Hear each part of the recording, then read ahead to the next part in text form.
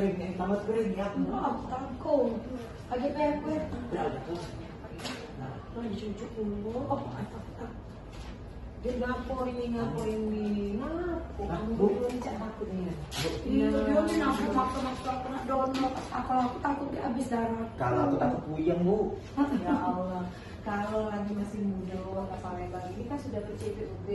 Insya Allah darah yang diambil mulai dari distribusian sampai pengolahan dan juga pemberian itu darahnya cukup aman. Jadi kawan-kawan tidak perlu khawatir. Apalagi ya kalau seandainya kawan-kawan kaki sudah mulai rajin, donor darah dari usia muda, itu akan berbagai banyak mendapatkan penghargaan. Ibu ini body shaming. Padahal aku udah senggol.